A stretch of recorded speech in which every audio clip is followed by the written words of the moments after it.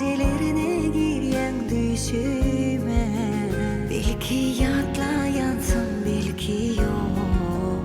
Yönüm seni unutamam. Sen kalıpsın benim hoşumda.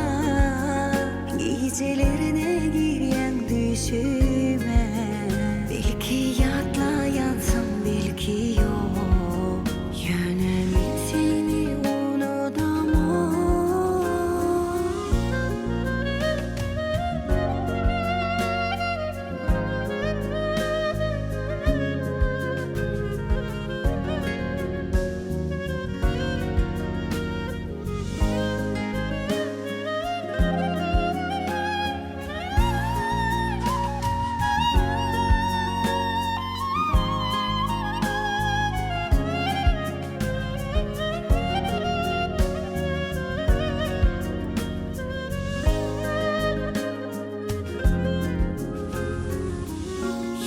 Sehirde gün doğar, sensiz gönlüm geçip barıyar.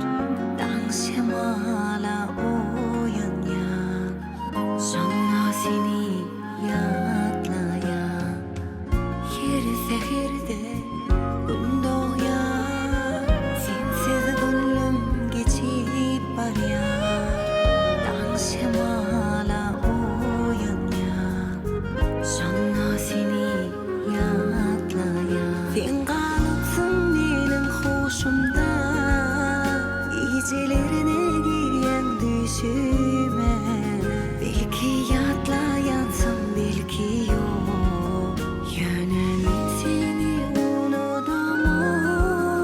Sen kalıpsın benim hoşumda.